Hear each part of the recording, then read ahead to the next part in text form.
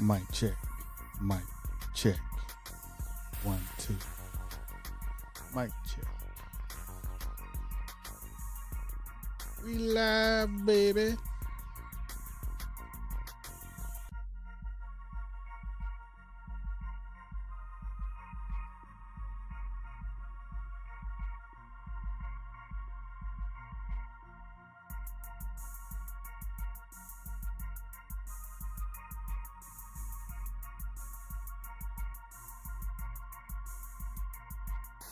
We is live. We are in the building tonight.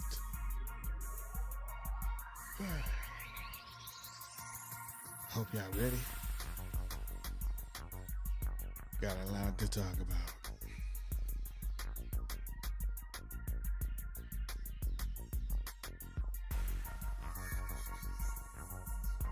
If you are here and you can hear me under the sound of my voice, please let me know that you are here.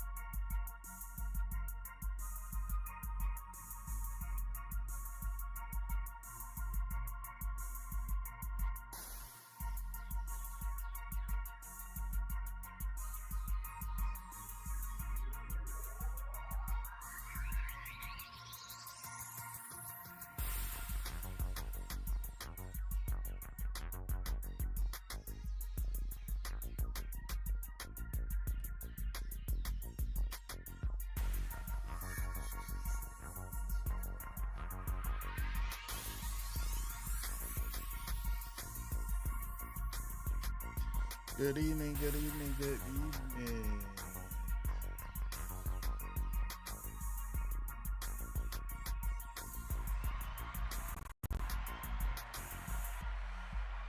Hello, my fellow friends, family,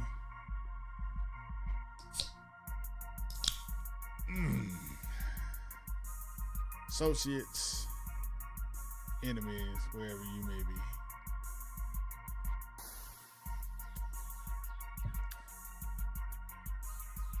What's going on? Welcome to Unveiled Vibrations. I am your host, TD McCollum. Unveiled Vibrations is a channel where I created to share my thoughts and feelings about just about anything that's out there, social media wise, spiritually, and just how I'm feeling these days. In a segment that I like to call What's Going On?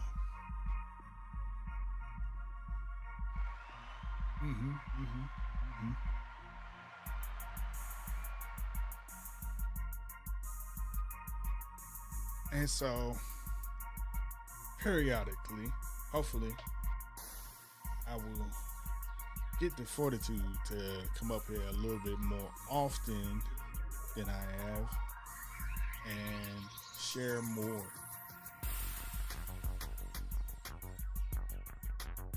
But for now, this is what I have to offer. Tonight, I want to share a bit of my intrusive thoughts. Also, touch on some of the stuff that I've seen this month as far as politics. The U.S. versus U.K. rap battle. The Fantastic Four movie. And just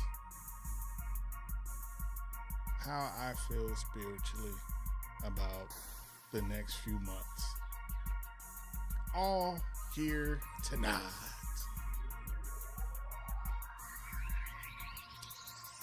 Thank you for coming through. I would like to say hello to the vibers in the chat. Tonight, I have with me, first in the chat, Mr. Justin Butler. Welcome to the show tonight, man. Appreciate you coming through, showing me some love. We got Mr. JoJo Speaks in the house. Show him some love, y'all. Show him some love. Thank you for coming through, showing me some applause. Thank you for the accolades on the nice background. Thank you, kind sir. I appreciate it. I got Miss Kim in the chat. Hello, Miss Kim. Hello. I thank you for gracing me with your presence this evening. Appreciate you. She says, hi to me. Hi to Jonathan. We appreciate your love. Mr. JoJo Sweet says hello to Miss Kim. And Miss Kim says the background music is a little louder than me speaking. I can fix that. I can definitely fix that. Give me 1 second.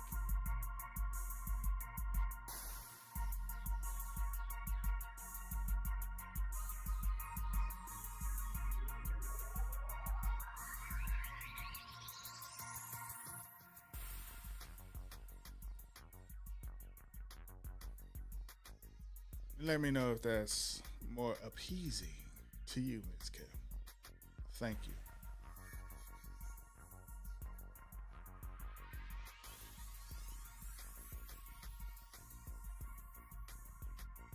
And to tweak this audio right quick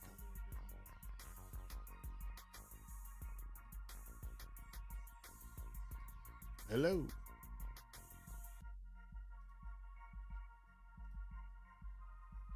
Hello. Hello.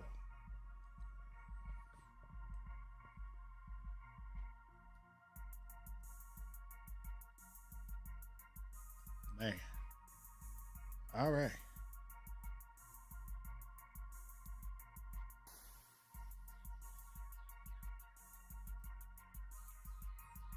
Put a 1 in the chat if that is better to your ears.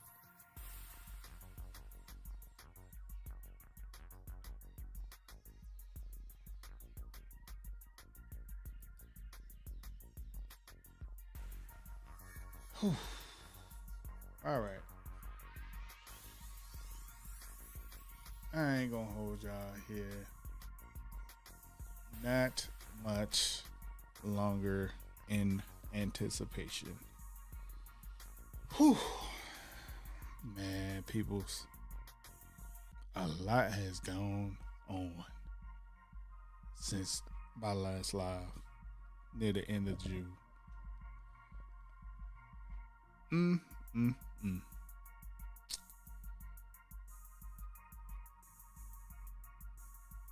Me, I just been working on myself, working on getting confidence in the things that I would like to do, the things that would make me happy.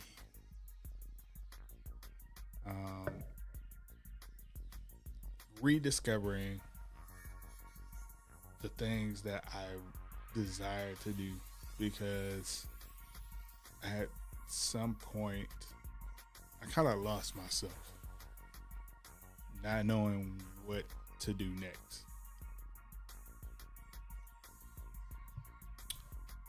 Green can, green screen,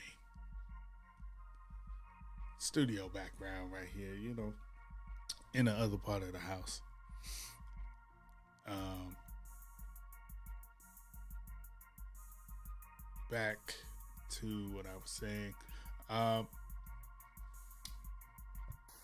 quite often in life, we come across a moment in time where everything shifts in life. You know, the things that you want to do career wise, the people that you want to remain cool with, the people that remain cool with you. And frankly, I'm rediscovering it all at this age in my life, just reaching the rightful age of 42. Just a couple weeks ago on my birthday, July 15th.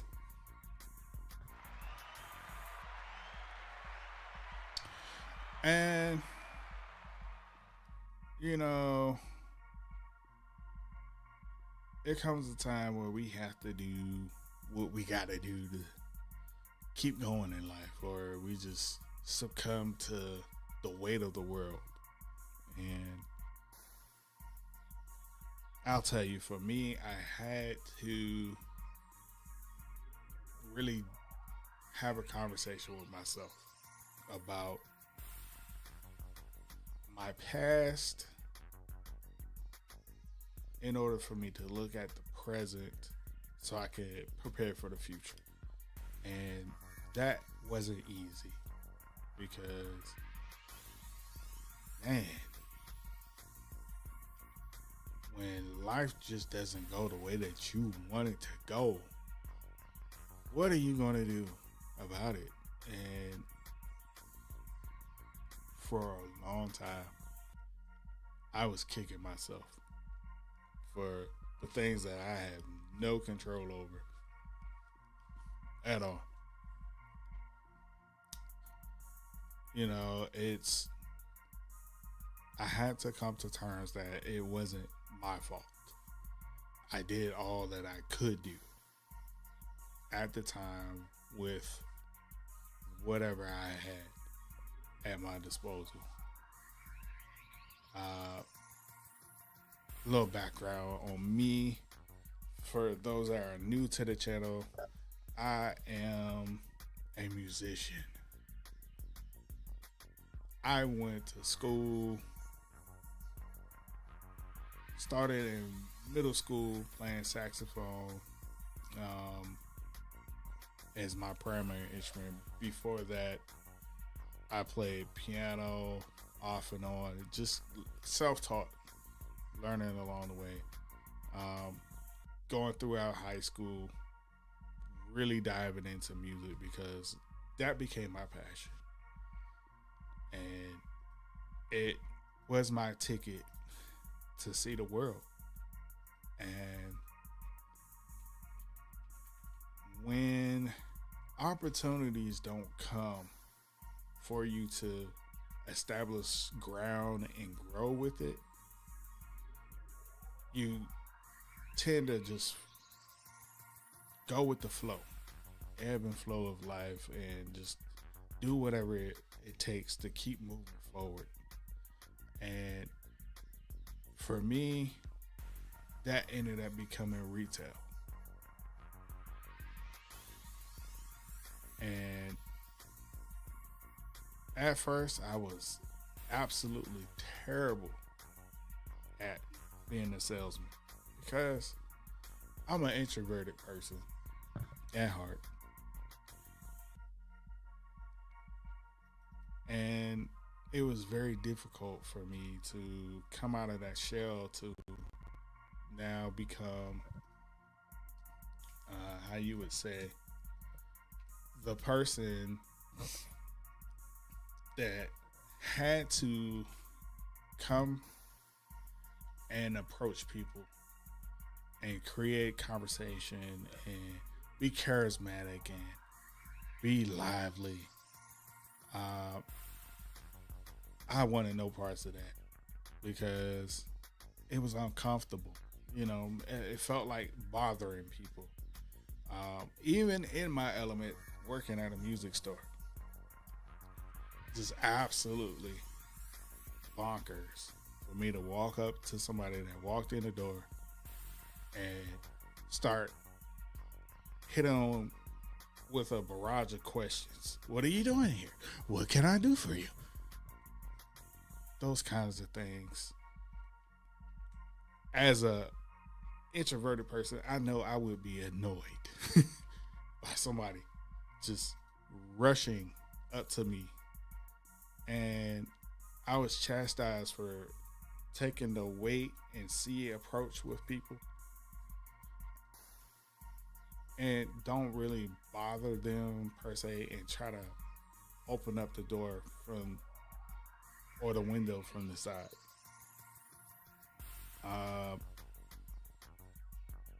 It's crazy that I went from being that guy to going all out into being able to become a top salesman and working in an additional field of IT where you have to 9 times out of 10 be the first person to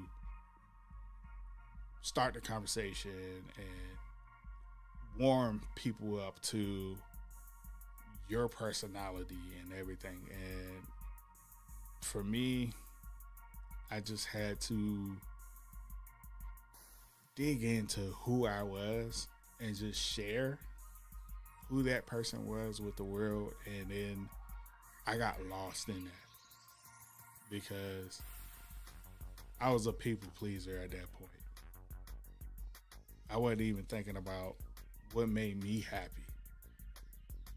And so when that kind of got taken away from me, where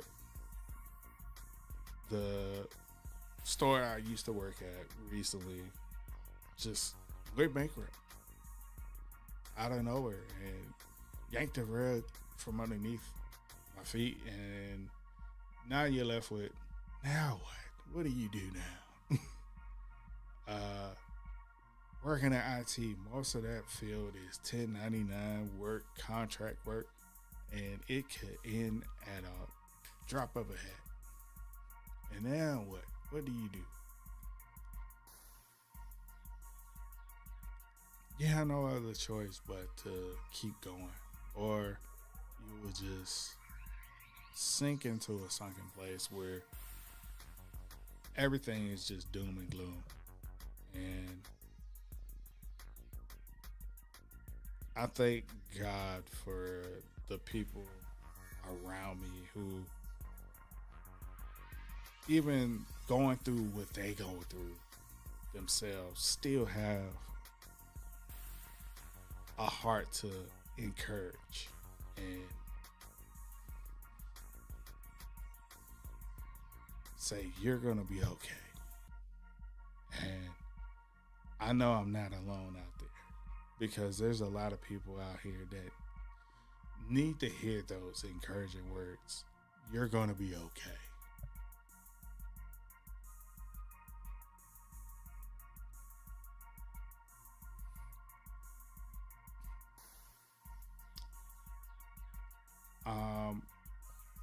I'm not going to lie to you. It ain't easy because when you have time to sit back and just sit in your thoughts and feelings about everything that's going on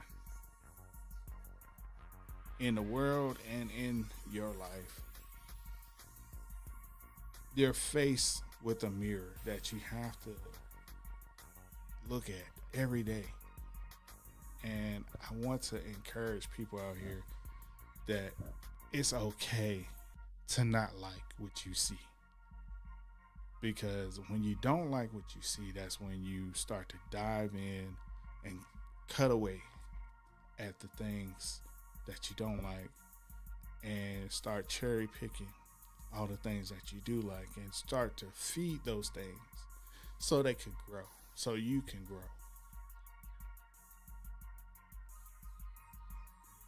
And that's where I am right now. I'm in a period of trying to grow into who I am today versus who I was where I thought I was somebody, and realizing that all those things that I thought I was were just simply uh, leaves on a tree, is what I would say it as. Uh, People don't get to see the fruit because of the leaves on the tree.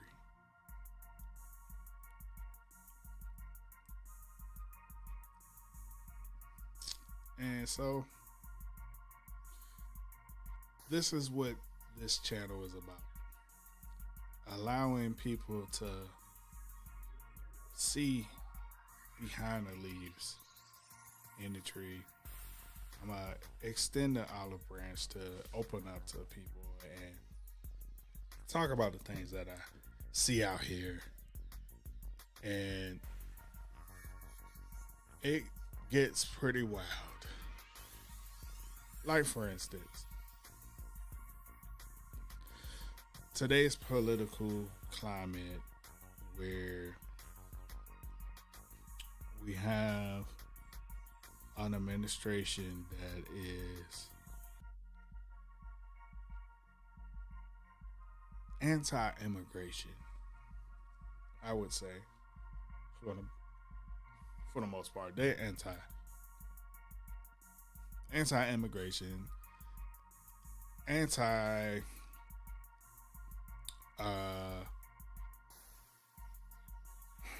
a lot of things where they want to take away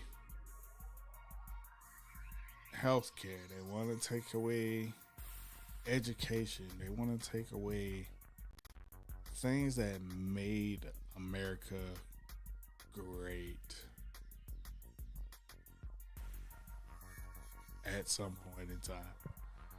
And this is under the whole entire catchphrase that they coined, make America great again.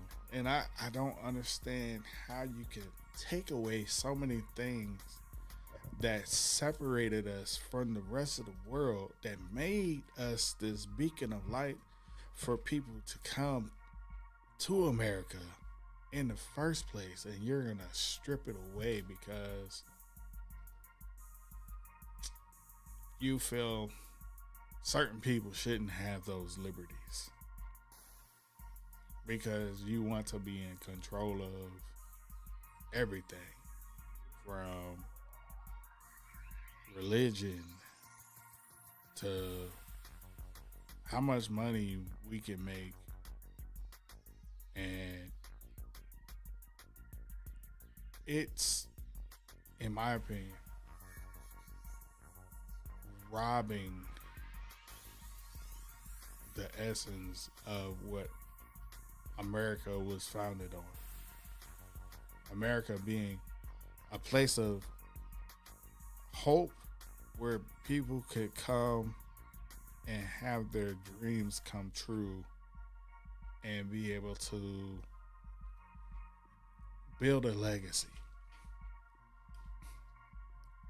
And I kind of danced around this when I was talking about it on my last live, where I talked about how there was these people of power that decided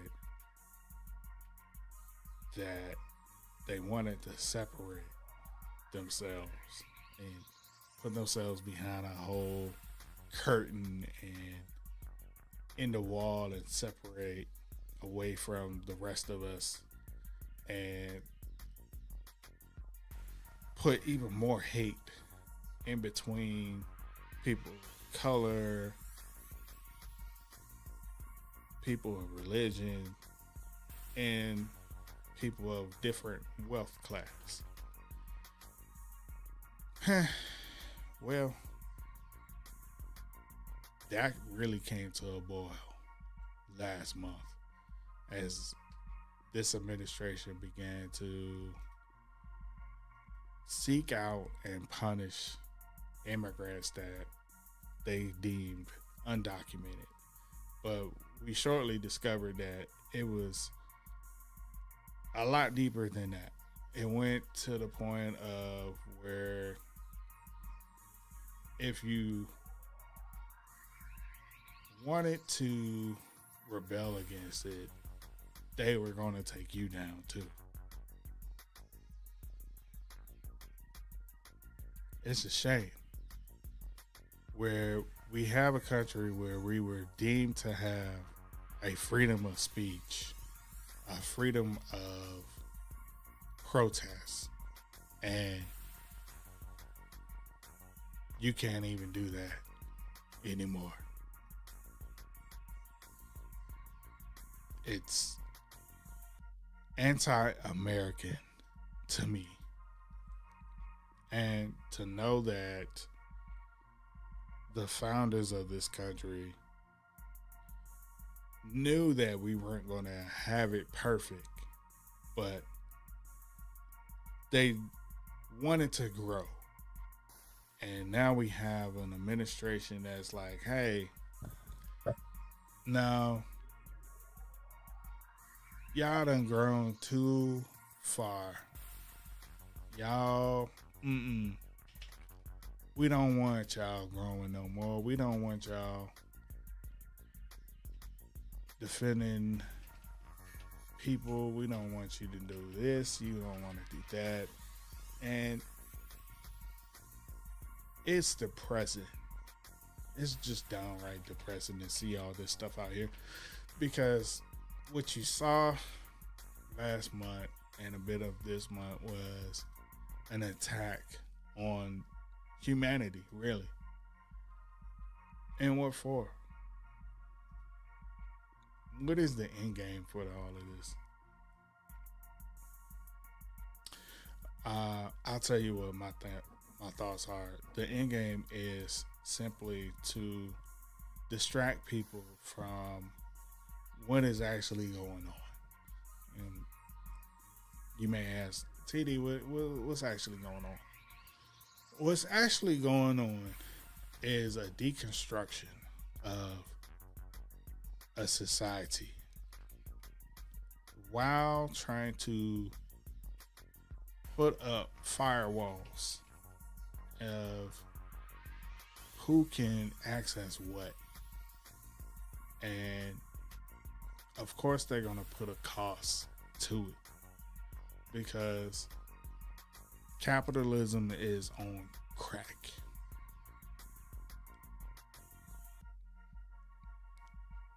Because it's all about that mighty dollar.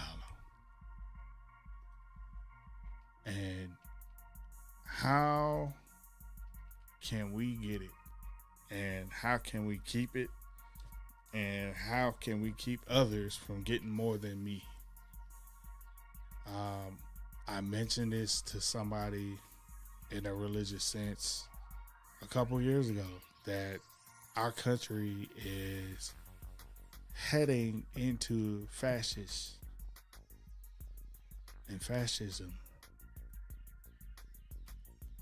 because we have moved past being classism as a country.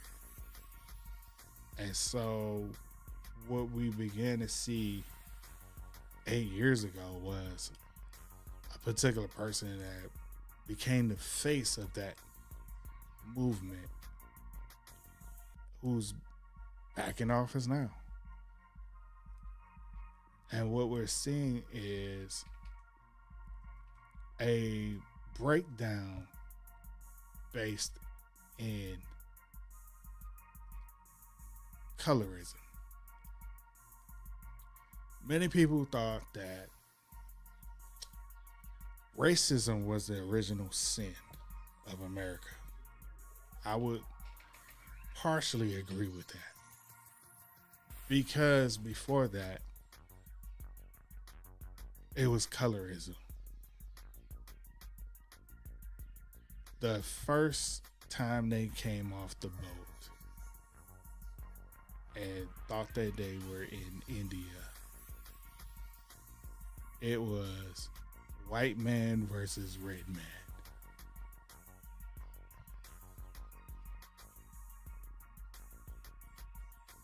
And from there, it went white man, red man, yellow man. White man, red man, yellow man, brown man.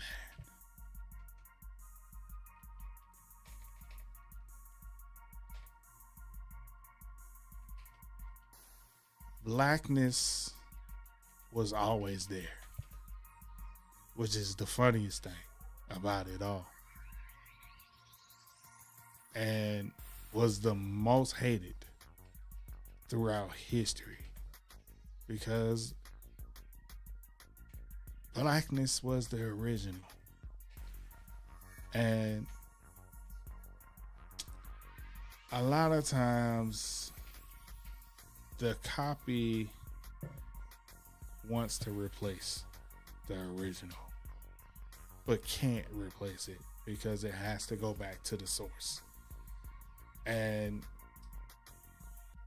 I say that because America is in a state of, it has duplicated itself and erased and copied over itself so many times over the years, over and over and over again. And here we are now wondering what's happening. What's happening is a reset is begun, and instead of going back to the copy version, they want to go back to the original, where colorism was how you were judged. You were judged for being black, white, yellow, red, brown.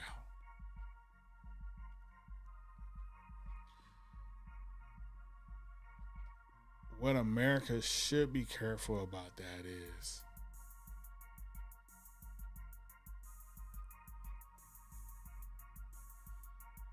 for sake of saving face and separating yourself from the pack, which is known as America, you will sell out everybody else so you can have your cake and eat it too. Meaning, I will side with my peoples as long as my peoples get ahead. And this is what we're seeing.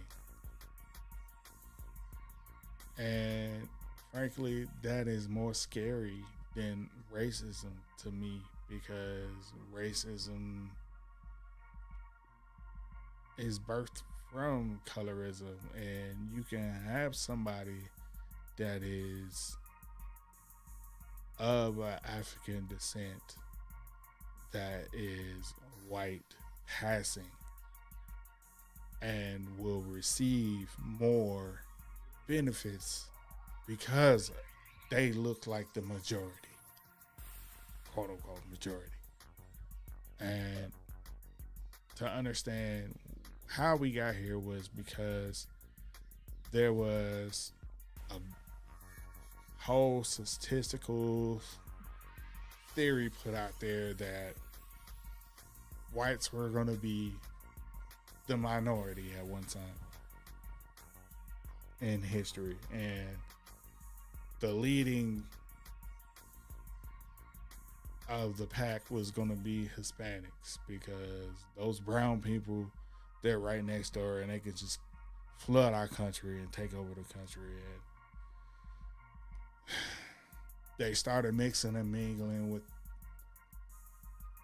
their lighter halves, because some of them were white passing too.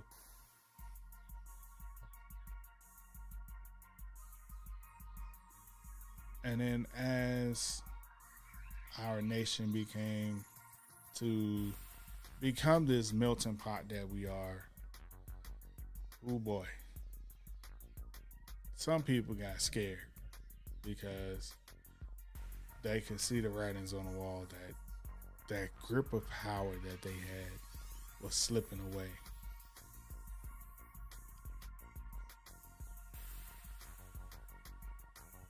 To the tone of, we're going to arrest 3,000 illegal immigrants, and the primary group of that is brown people. It's their words, not mine. Hispanics, Latinos. Because they feel that they're an easy target. Because at some point, our country allowed them to come in and establish themselves here before getting documented. Because that was the American way. They did it with the Irish, they did it with the Germans, they did it with the Polish, they did it with the Haitians, they did it with the Africans, the Australians, etc., etc. It's been the American way. And people are upset. Immigration is out of control because too many people are coming in. They said this, there's too many Irish coming in. There was too many Italians coming in. There was too many of this. Because natural born whiteness was at risk of being the dominant force. They even said it when they released the slaves. All the slaves are going to take over.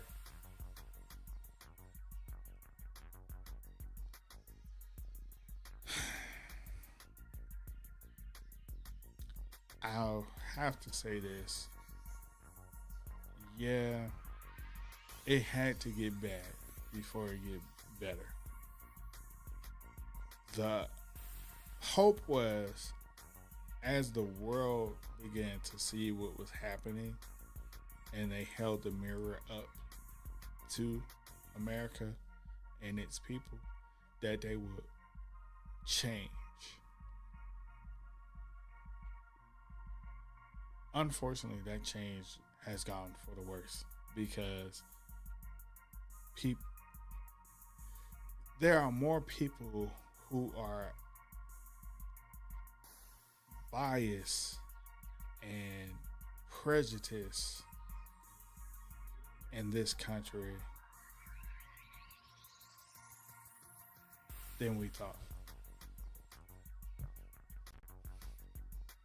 Go figure.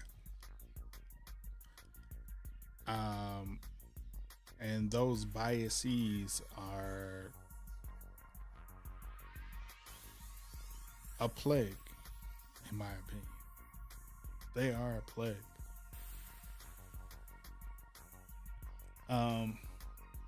One of the issues that I have with trying to eradicate this plague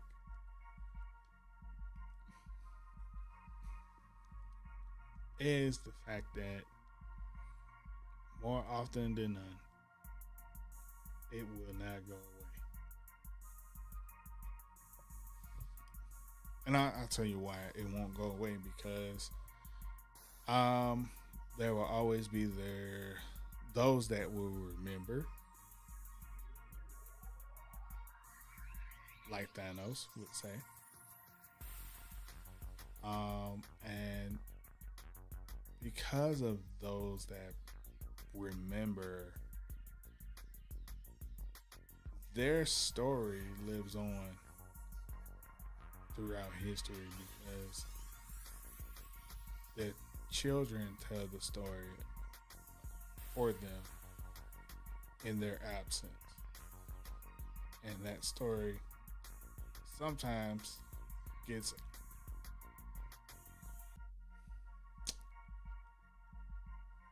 manipulated.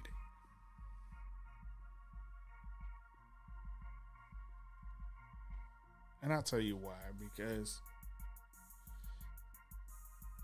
each iteration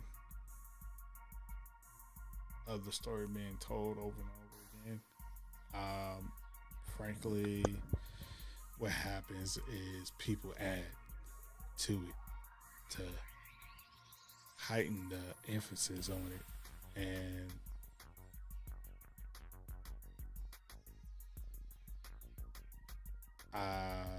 this is how we got the narrative that the Confederacy was about Southern heritage, and them waving that flag was about Southern heritage.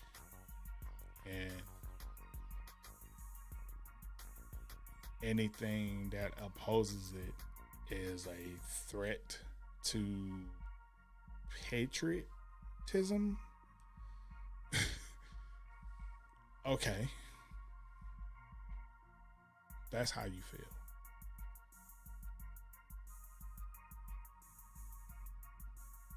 You can feel that way, but ultimately, what you're saying to me is you don't want to let go because it's something that you actually enjoy.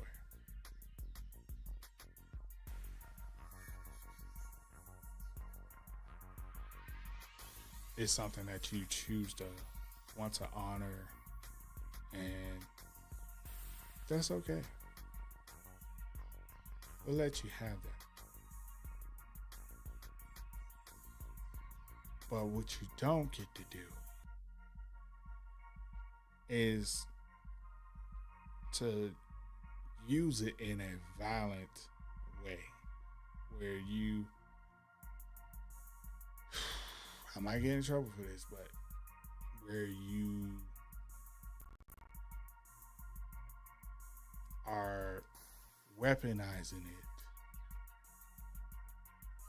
it in a way that contradicts what you're saying it is.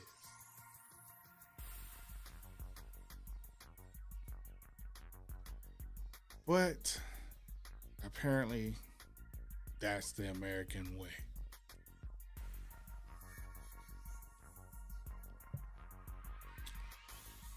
Say something one way, do something else. Which led us to what happened with Israel and Iran and Gaza, where Israel is over here telling America, we're protecting ourselves. And America falls for it and gets involved in mess that they shouldn't have been involved with in the first place.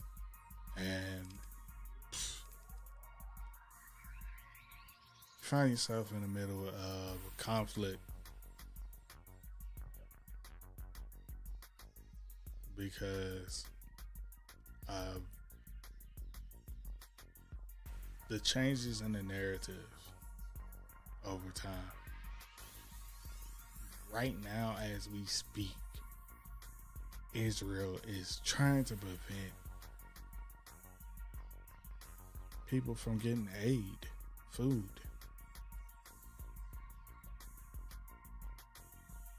And I think because the state of our country right now, they feel emboldened to do such because look at what we're doing to the people on our land.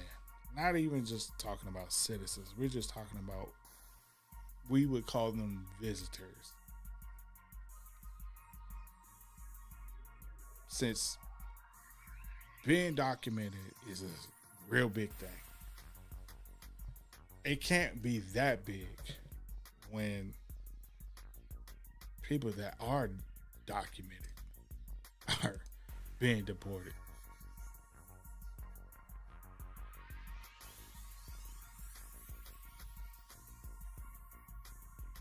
Heh.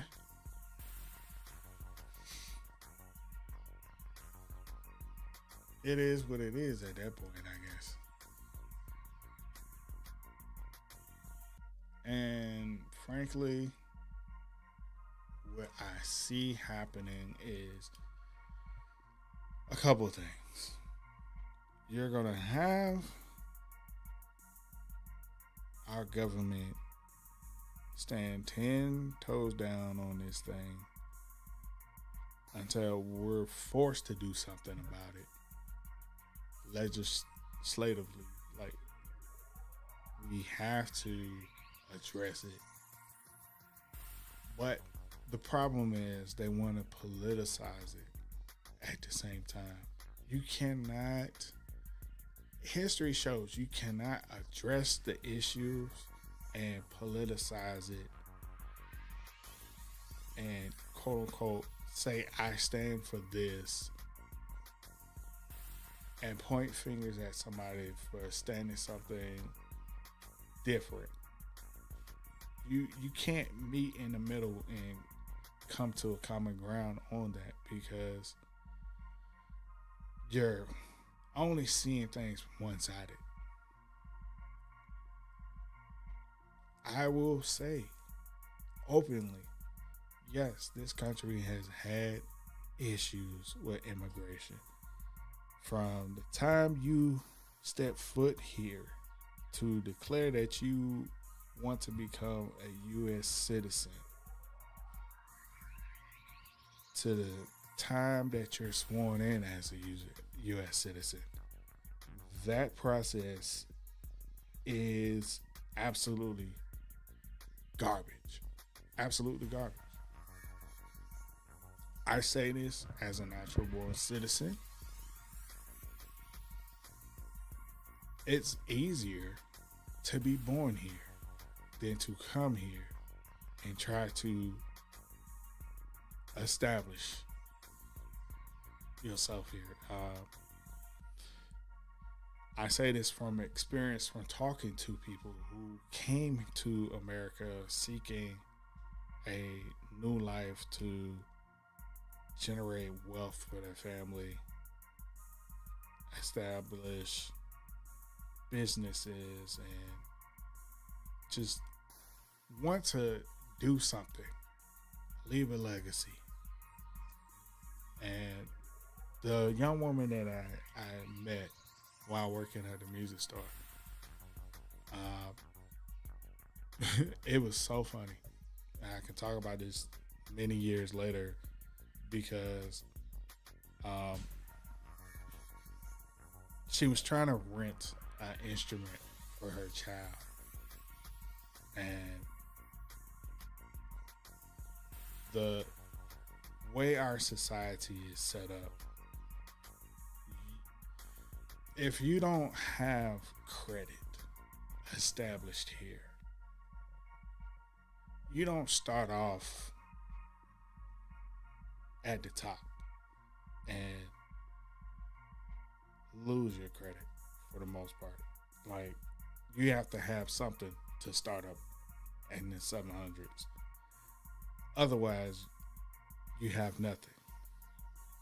And she was from the UK, and her husband was American, and they lived over in the UK for years, and he got this big time job, moved back to America with her and their child, and had a child on the way, in fact. And she went to go rent our instrument from us and was denied because she didn't have any credit. And I'll openly say she was not African. She was white, European white. And she flat out told me, "This is ridiculous. I am rich in the UK. And when I came here to America,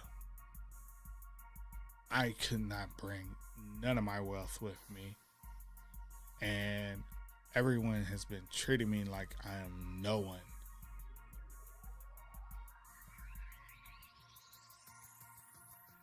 Having that experience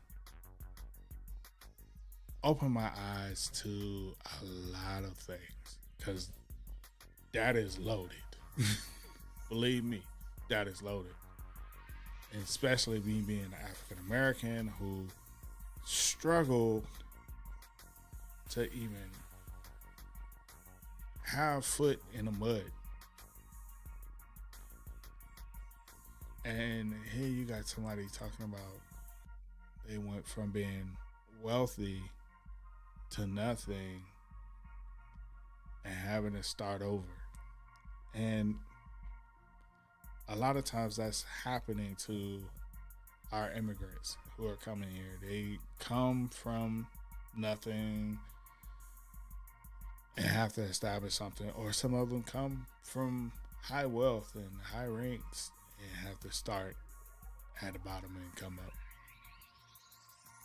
And understanding that stuff take a long time. Like, you don't instantly, like I said, start off with building credit when you come to this country. You don't instantly start off with a record at all in this country. And that's systematically done that way because you have to pay your way through it all. Becoming a citizen, they have to pay for their documents, they have to pay to establish residency, they have to pay, and it's so capitalistic. Like, you have to go through all of these changes, and for somebody to say simply, I lost my wallet and I need my green card, I need another green card. And for people to dismiss you being here for 40 plus years and just throw you on a plane or a boat and send you to another country because we had to deport somebody. It's absolutely awful. And I feel like America can do better. But because of politics, they won't do better. Because somebody wants to get something for their vote. As we saw with the big, beautiful bill recently. We had a representative from Alaska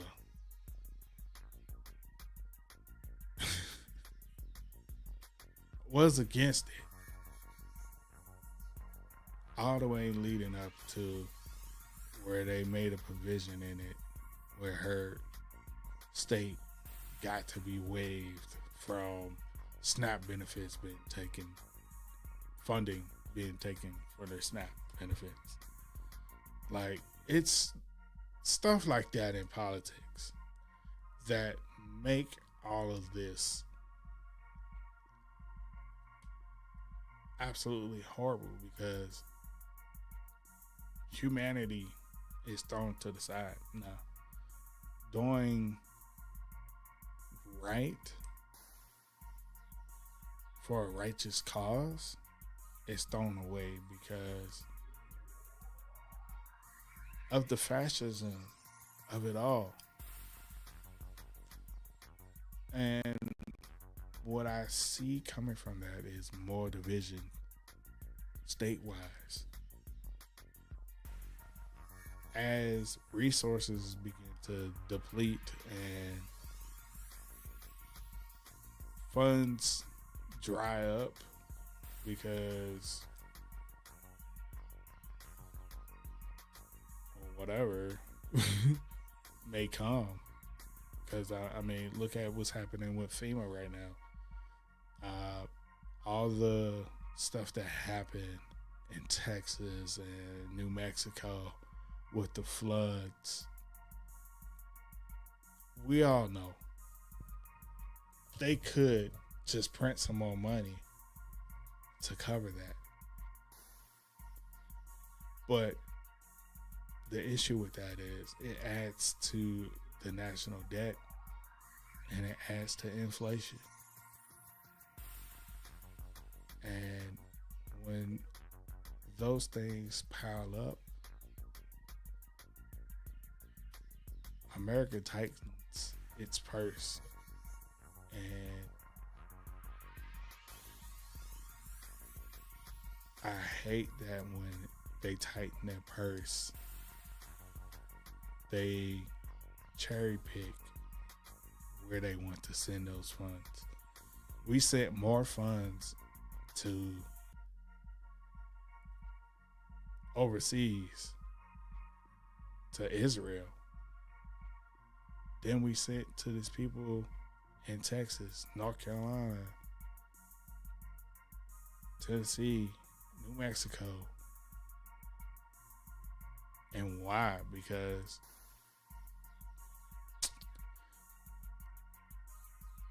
our leaders believe that the American people can do without.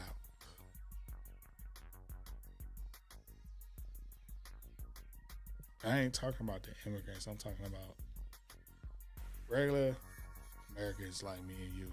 And it's sickening.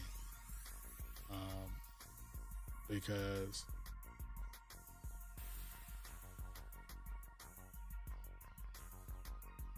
you have the authority, you have the ability to make provisions for everybody, but you choose to play games, is what I say. Y'all play games because it's not about what's best for the people, it's what's best for you. And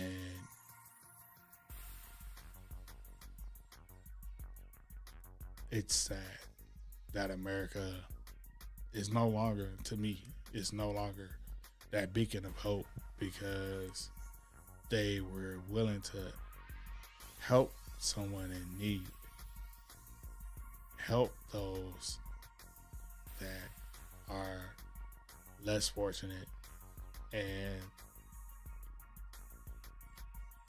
not punish people so quickly. Like,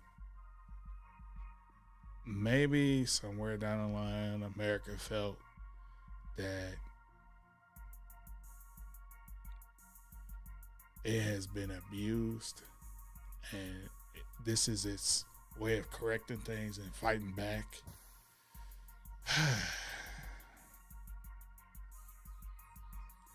It's a slippery slope to me. And all I see is America alienating itself even further down the line. America, you're going to have to tighten up, because I'm sorry, you're no longer that beacon of hope for the world.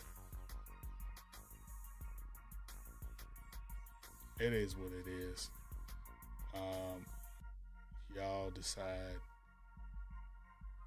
that paying ICE agents a bonus is more worth than figuring out how to resolve homelessness, figuring out how to resolve hunger in America.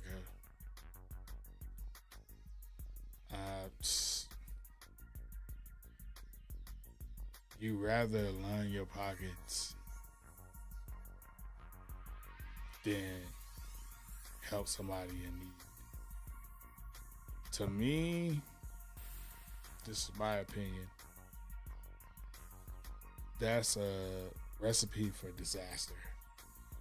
Because biblically, we were supposed to take care of our poor. We're supposed to make provisions for those that are less off and those that are in need. And for us to be a so-called Christian nation, putting in the mirror up what we are seeing right now in 2025 is not Christian-like at all.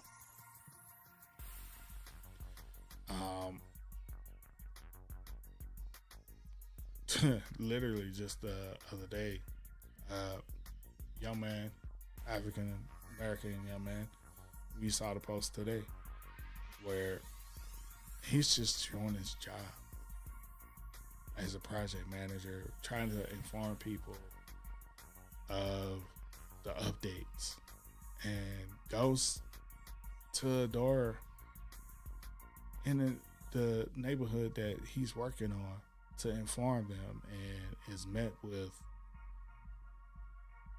racist things. I mean, for you to say that you're gonna unalive this person for them simply trying to bring you the good news, information. Had it been the alternative and they did something and no one informed you, you would be upset. But when they try to bring you the information and the first thing that you look at, there's this black guy at my door.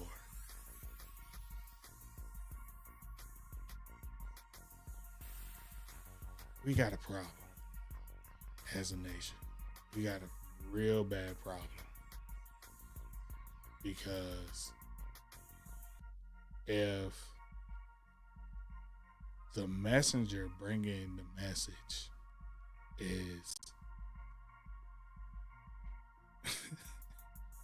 turned away based off of the color of their skin, ain't no way that you can say you're a Christian. Ain't no way. Because if you read your Bible, good Lord Jesus Christ is not the blue-eyed, blonde-haired version that people depict him to be. Simply not it. And as I saw this story, I reflect back on the story that I saw just a week ago, talking about people are now trying to form all white communities. That's fine and all if you want to do that. The problem is this. As you're trying to build your community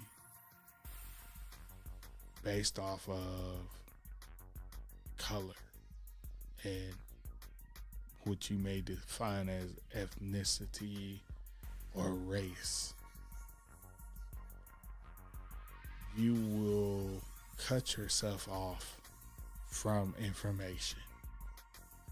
You will cut yourself off from expansion, because all you have is what's there in that community.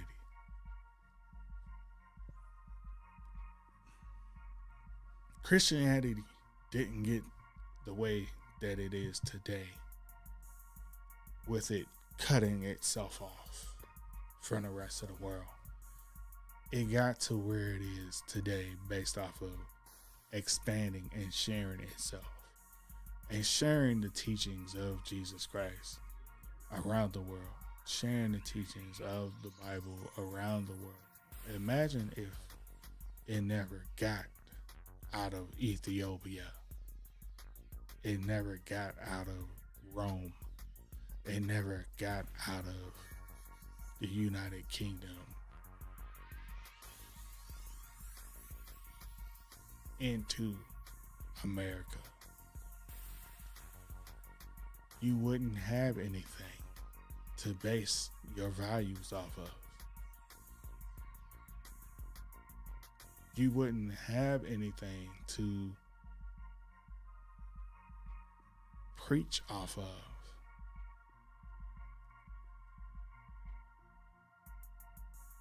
And so it's because of integration America became what it was. Because those experts from other places of the world brought their knowledge, their technology, their dreams here. America wouldn't be what it is today without it. And as America goes into that, what I am looking at and have been seeing, the fascism, the division based off of ethnicity and culture or color,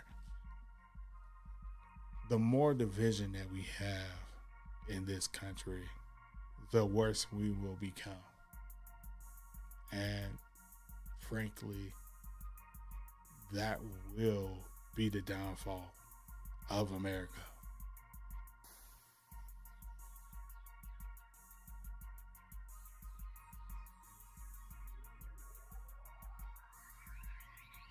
America also wants to have a two-tier system. Wealthy or poor.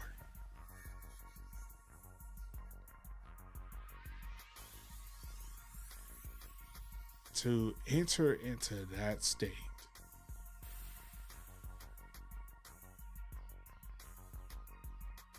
wealthy or poor,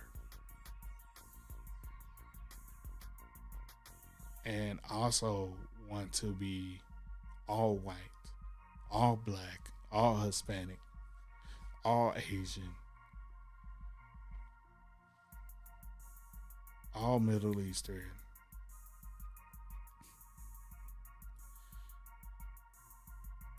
what I see is a recipe for a disaster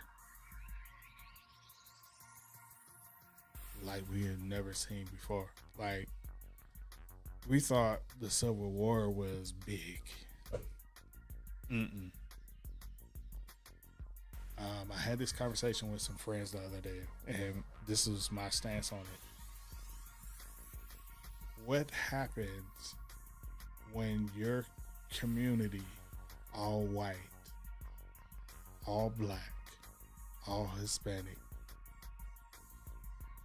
all whatever, doesn't have the resources that you need? What do you do?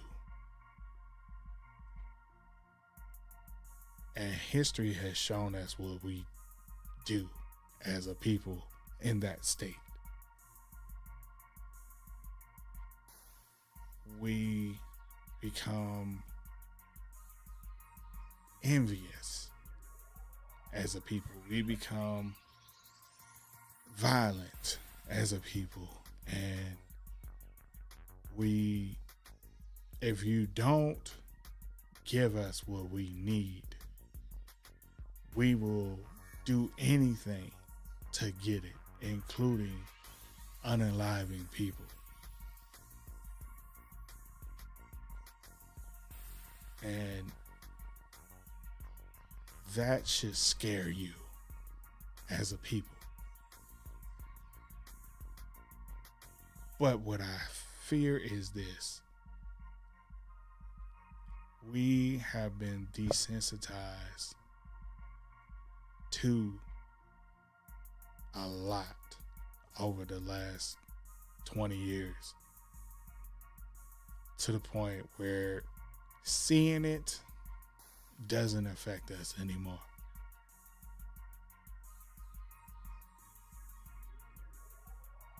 Where somebody can simply chastise a child and call them racial slurs and everything, and no one bat an eye. In fact, it's rewarded.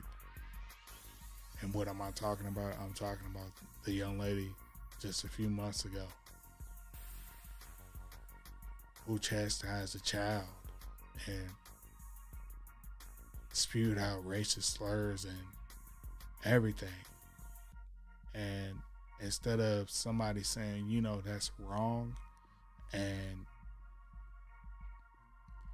you should not treat children this way, no. They were rewarded financially, handsomely rewarded at that. And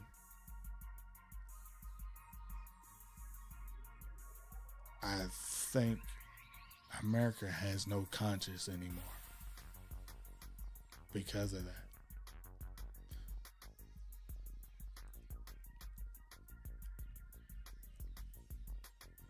So, in a sense, America is the Walking Dead.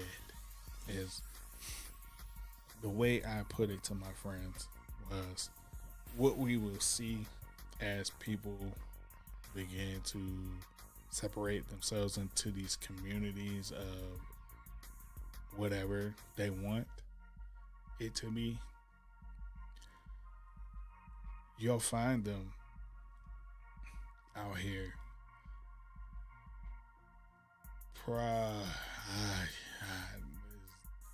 As hard as it for me to say, but I'm gonna say it. But what we will begin to see is people will go to every length to ensure their survival, to the point of war with other communities and more division. And frankly, I think once we get to a 1/3 of this country is developed into those divisions of quote unquote cultural, ethnic separation, America is officially dead.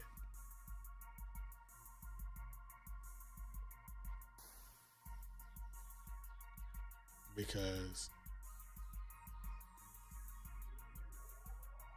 what you will have is a us versus them world brewing, and that is a cesspool for a civil war.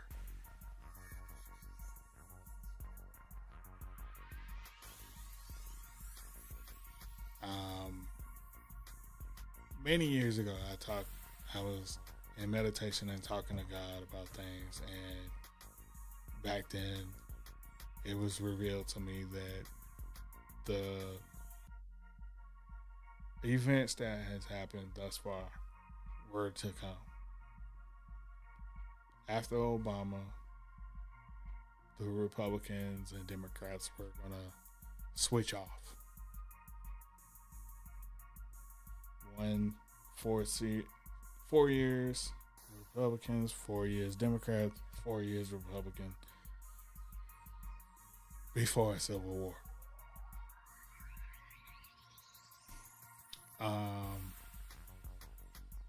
I cannot ignore that because The writings is on the wall. We can see it. It might just be in its infancy stage, but we can see that unfolding before our eyes as these things are developing. And when people share these ideas and they actually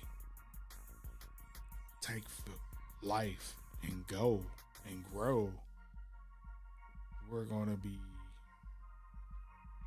faced with a lot of decisions that some of us may not be ready for, to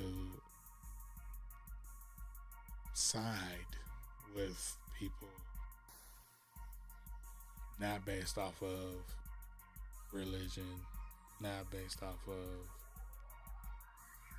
likes and dislikes, but based off of color or ethnicity. All I can say to that is buckle up, hold on tight, because on the other side of that is a brighter day.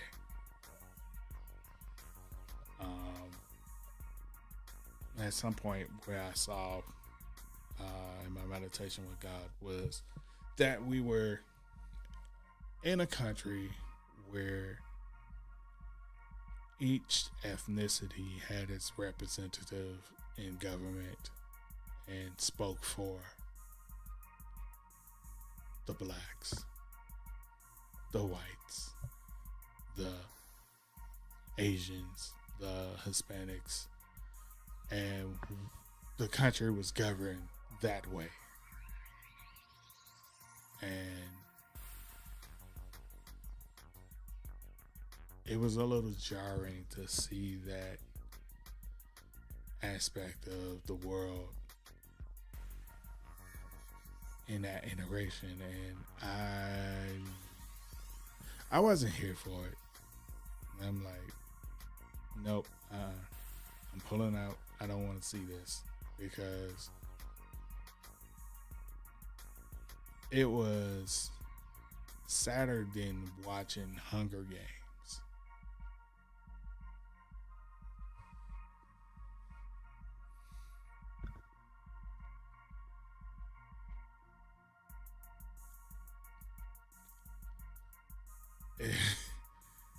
And it watching the Hunger Games movie franchise had me looking at the world sideways, because I was like, how could people live in a world like this?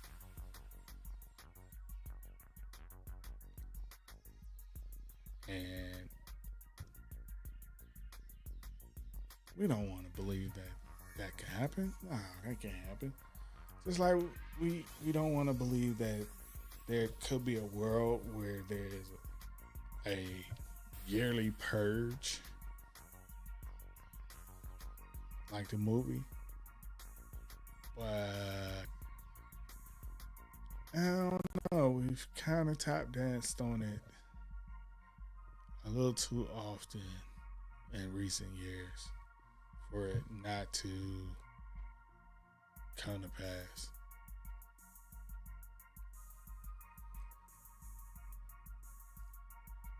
So,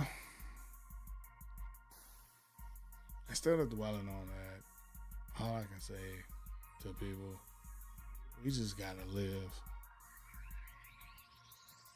I know it's gonna be hard to not look at these things and see this stuff and react to it, but at the end of the day, we just gotta live the life that we have, and hope that if we do get it wrong as a people, we can turn that corner very quickly. Hopefully, it's not a situation where it is a 20, 30, 40, 50 year drought in which we don't recover And those are my intrusive thoughts.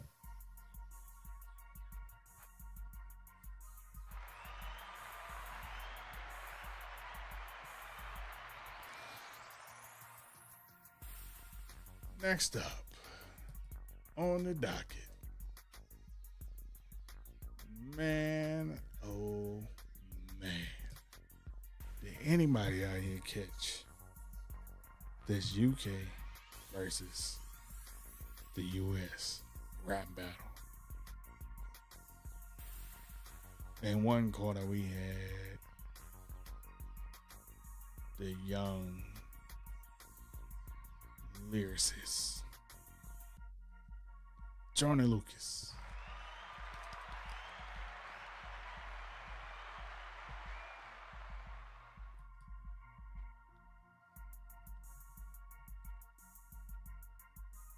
Oh my gosh. And his opponent, I keep messing his name. I know I be Spectre. Is his name, I think? Skepta. Skepta. That's what it is. Skepta. Oh, Skepta from the UK.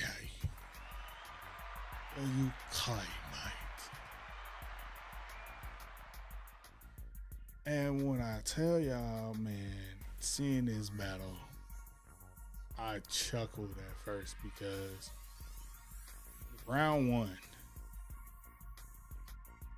I did not take serious at all. Because your boy Skepta, man, he dropped something, and I was like, where are you going with this, man? Like, what was the motivation behind going after Jonah Lucas, of all people, who we in America know got bars?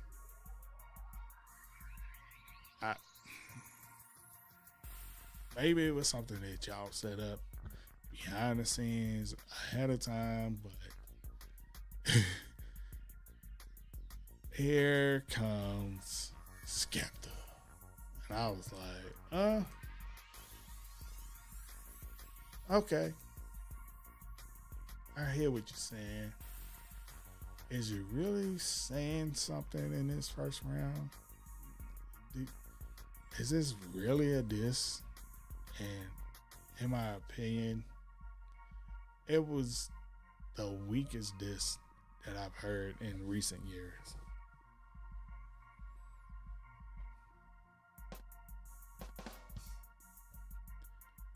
I mean, I'm sorry. It was the weakest. Punches on your first round, I say that you landed maybe 2 and a possible punches in your first round, and then came Jonah Lucas.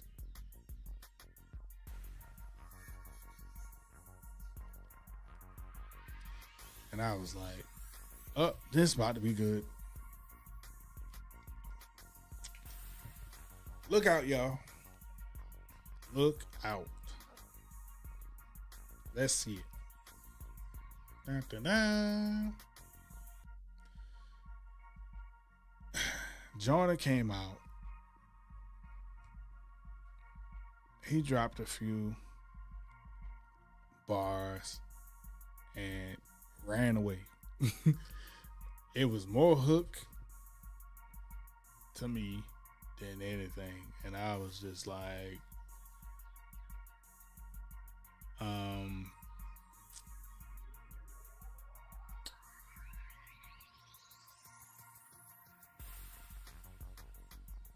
do you guys even know anything about each other? Did anybody do research on each other before getting into this battle at all?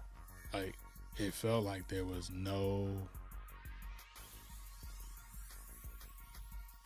sizing up at all. Y'all just went in with it blind based off of hearsay and put whatever onto the mic. Now, granted, I will say this. First round, I could tell at some point, listening to Skepta,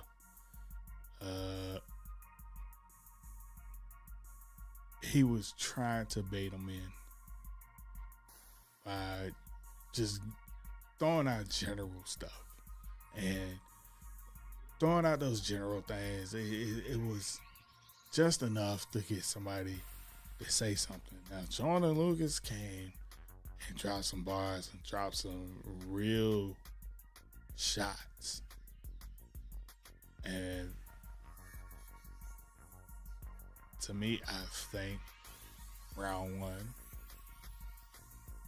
by default, not based off of total body shots, because like I said, Skepta, he landed maybe 2, and Jonah maybe got about 4 in that first round. And I was like, huh? All right, it's going to Jonah. But when round 2 came, I was like, oh, here we go. Let's see what we got.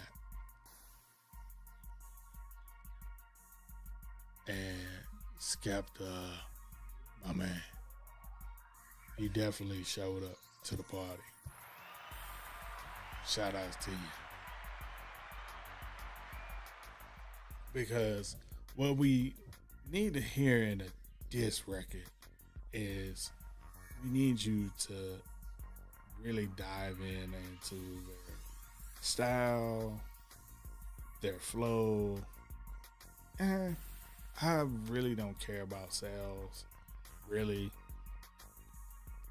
Those things can be manipulated sales wise. I mean, and then the response from the culture is,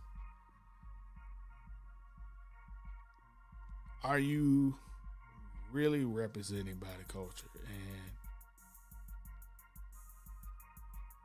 And at first I would say like this: hey, Skepta, you stepped your game up from round 1 and really brought it. And I was upset at Joyner because I expected his round 2 to come in a lot sooner. But I get it. You out. You got your album out. You're on tour and all this stuff. You really have to set time aside. Because I think it took him about 4 days or something like that. Me, I'm a little spoiled from the Kendrick and Drake battle, because those two actually went all out, and I applied both of them for the contribution they made to the culture and musically what they provided. Unfortunately, at this time, I would have to say both Spectre and Jonah musically were a little lackluster for me, because I grew up listening to lyricists, storytellers. Although I will say this, I will give you guys your credit that you did in round 2, both of you guys laid your tracks out in a way that you told your story. Did I expect more? Yes, I wanted more. I wanted more grit. I wanted more punches. I wanted more from both of you. And listening to Jonah versus Skepta, I felt initially Skepta got you. he got you in round two.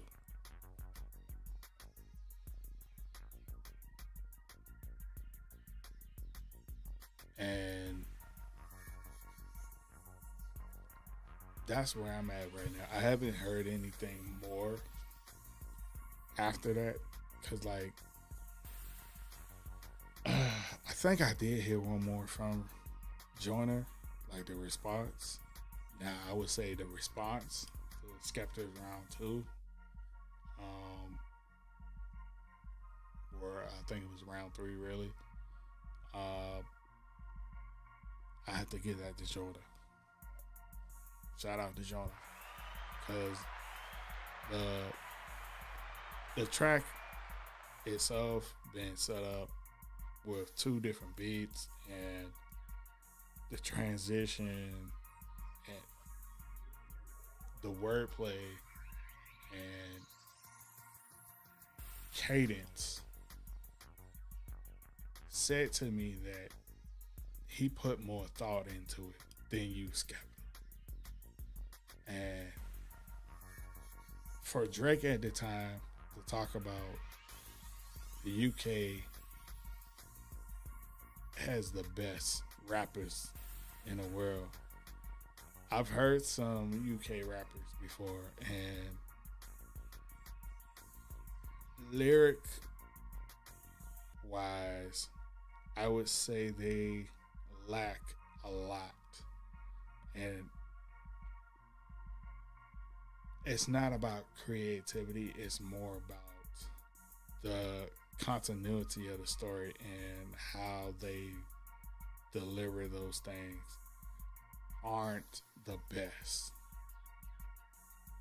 in comparison to American rappers. Now, in their own lane, UK, you guys have some beautiful music. I give y'all credit for that. Y'all have some dope artists. Y'all have some nice rappers. But I have to tell you, the caliber isn't, it's different. I'll have to say it like that. It's just different. And it's not my cup of tea because of, like I said, I like storytellers. I like lyricists that flow. I like wordplay. And I don't hear a lot of that.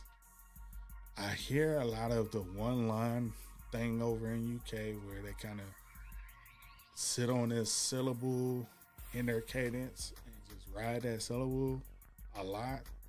That's cool, but it gets old real fast for me.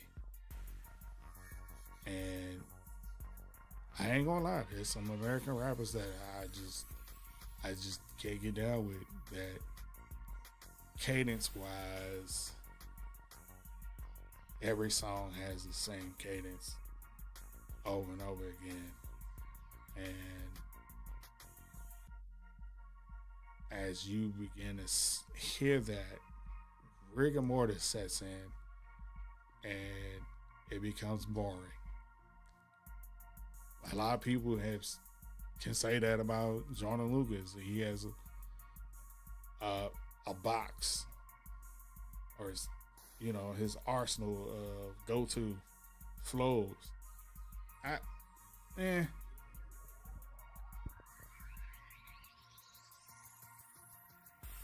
What I had hoped for in the end was more tracks to come out than what actually came out. And I don't know if any more has come out since round 2, round 3 began. I have to do some more research on that, but one analyst of this whole UK versus US put it like this: we don't need more than 3 rounds. I beg to differ because I think 6 rounds is enough.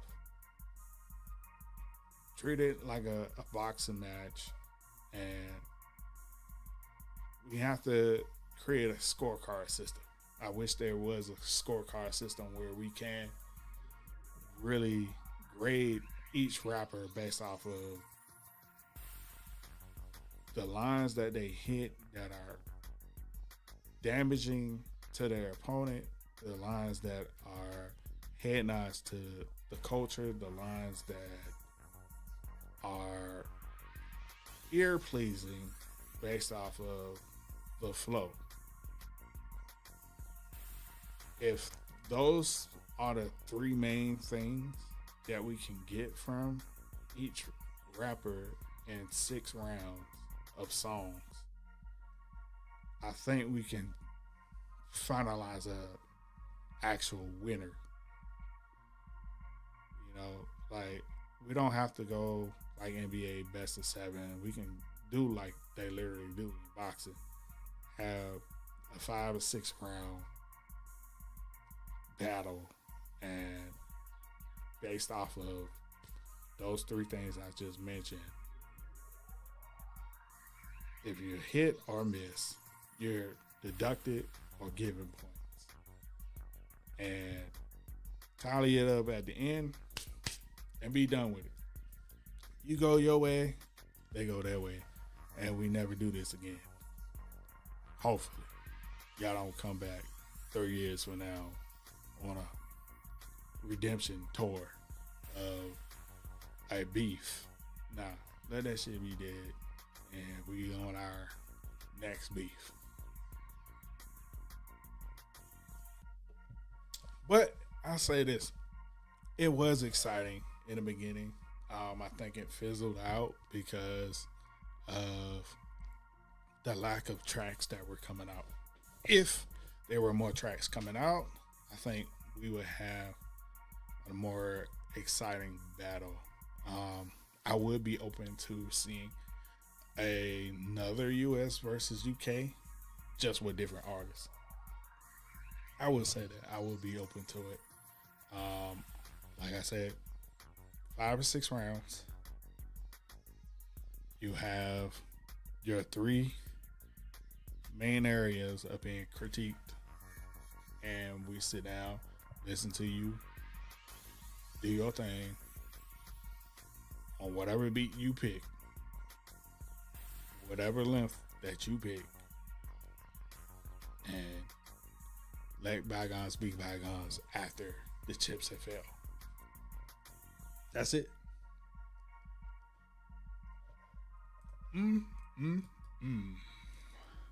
You agree? Let me know. Say something in the chat.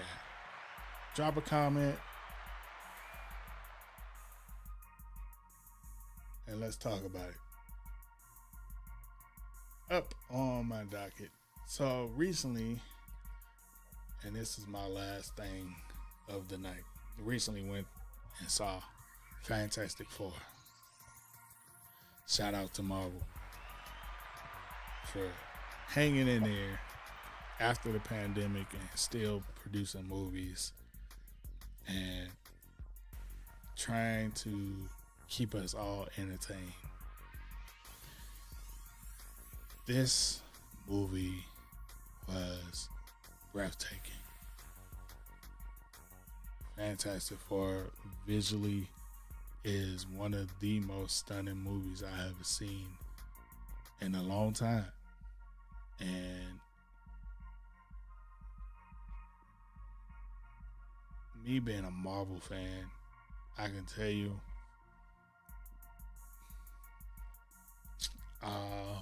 2025 movies from Marvel.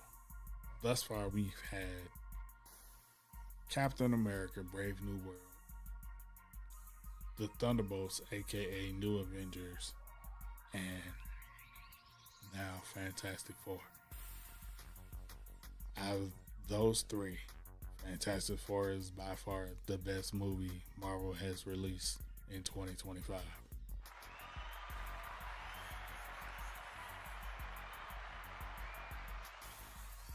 By design, I will say, they did that by design.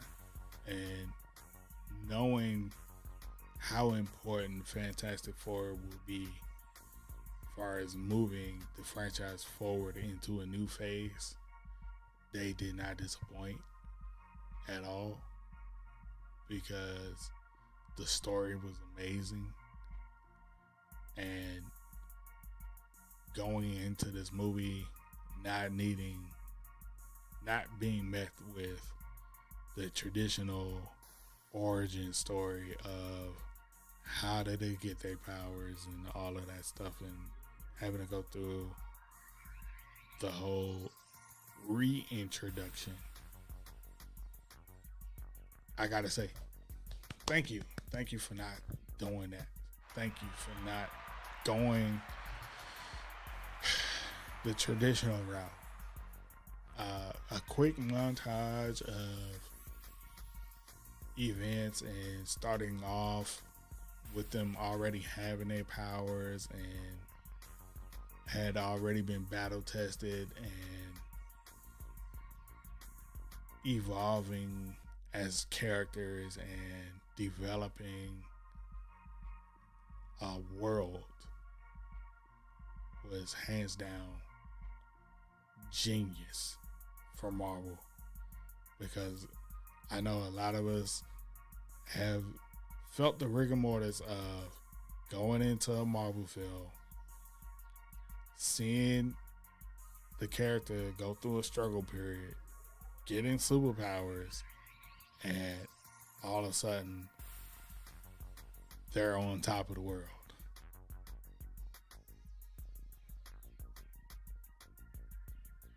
Yeah, we've been there, done that.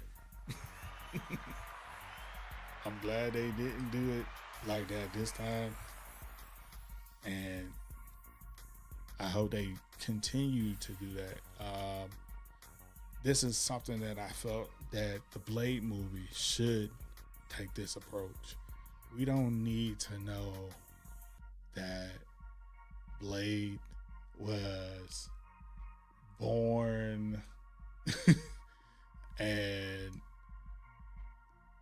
his mom was bit and that's how he got his powers, and then he grows up as a child being ostracized by society. We don't need all that. No. Have him start out. You can do a little flashback on that, and that'd be it. Do it as a dream sequence, and boom, we're in Blade going around the world killing vampires.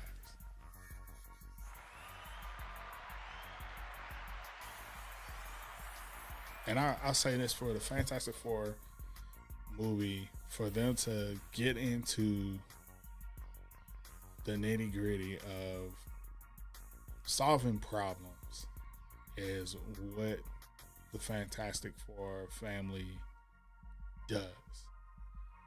And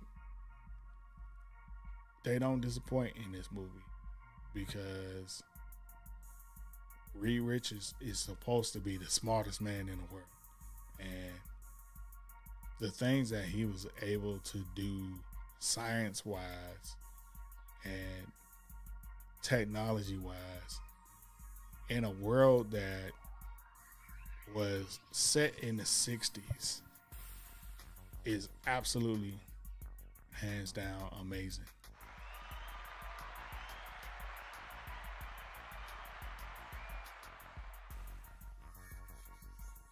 And I want Marvel to learn from this particular movie and be able to recapture some of that magic.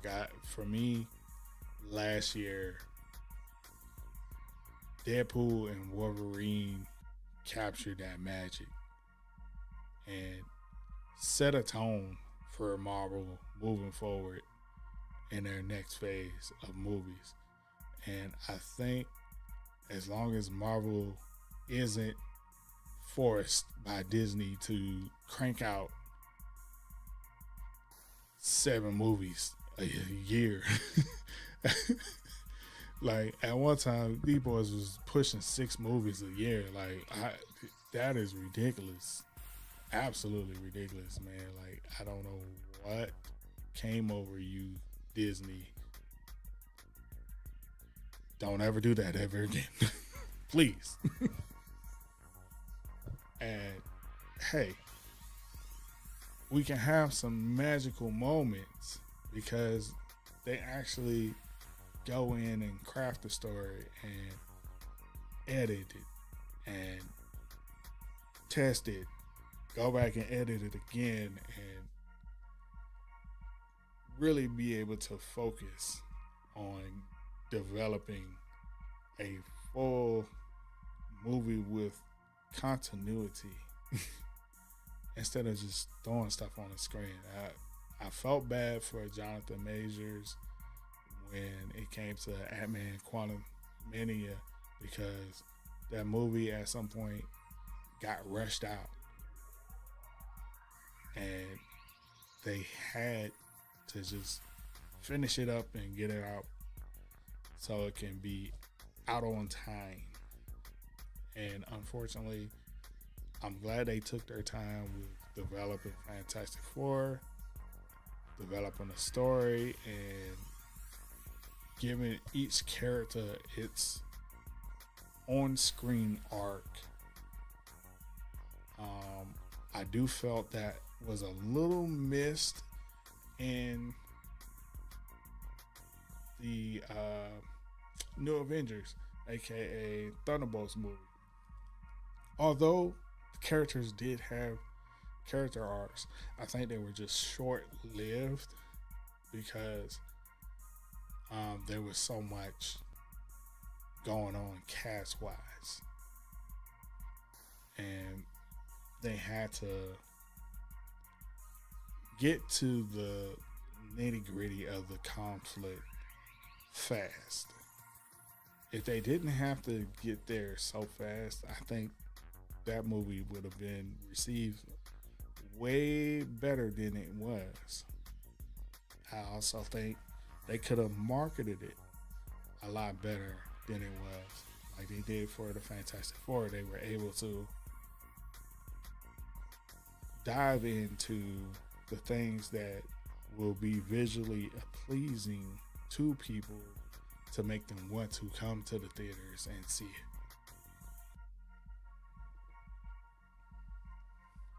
So Marvel, definitely go back to your exit reviews and really dive into what people liked and disliked about the films and take it back to the writers. Writers, don't be afraid to check out these videos out here on social media and check out the reviews and really learn from the people, because this is what made you more popular than DC movies before James Gunn got there, because y'all listened to the fans. This is how we were able to have all 3 Spider-Men in one film. That was movie magic. Absolutely chef kissed to that. Continue with this, and those billions that you want will follow. That's the lesson learned. All right. I think I am done yapping my mouth tonight. I thank y'all for dropping by. Appreciate y'all joining me in Unveiled Vibrations. What's going on? And I want to shout out to everyone in the chat that stayed all this time listening to my blabbermouth. I appreciate you, Miss Kim, for staying around. She says, I missed that US versus UK battle. I like Jonah Lucas. not too familiar with Skepta, I'll check it out on YouTube. Yeah. Skepta, I think auditorily listening to him, you have to be open minded to the accent versus what he's actually saying. Because I know here in America, we get used to a certain dialect or how things are presented to us sound wise, and we immediately will chop it off like, that ain't it, and not really listen to the substance that's being presented because it auditorily doesn't appease the ear. I would definitely have to say his accent completely threw off his first round because it was kind of hard to hear some of the things that he was saying and making out where he was actually going with things in the battle. I won't say it's totally cultural because of the accent, but it's definitely something in that. But I would say definitely give them both a listen.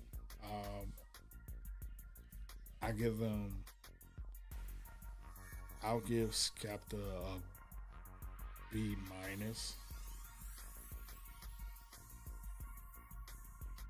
for everything that he presented thus far, and I will give Jonah Lucas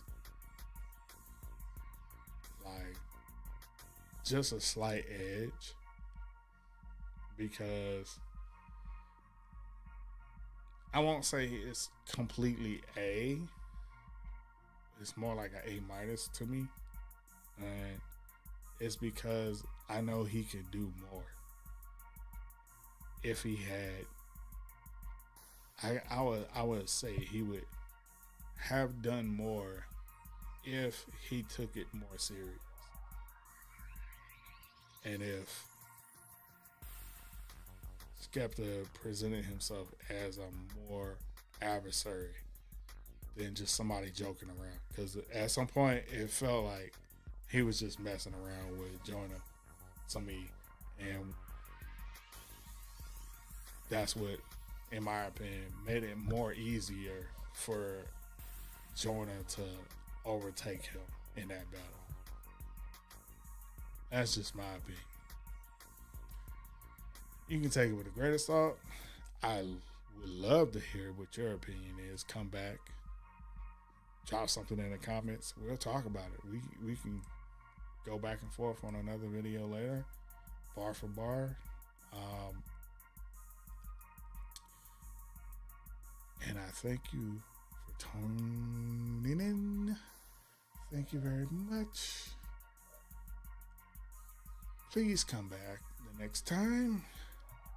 Please like and share this video with your friends, family, and associates. Again, you can follow me at Unveil Vibrations here on YouTube and TikTok. I do have some music available out for purchase and listening on all social streaming platforms by Mr. T.D. McCollum, aka T.D. McCollum. You can find my saxophone tunes there, and if you wish to drop a cash app to me, I greatly appreciate it. Cash app, $, Mr. T.D. McCollum. And if you want to chat with me, you can always email me at Apostle T.D. McCollum.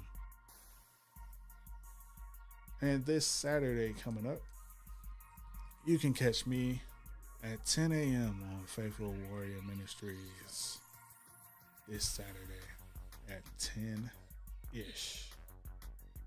Because sometimes we might not be exactly at 10.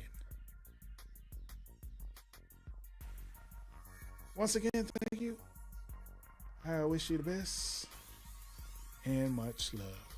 Peace.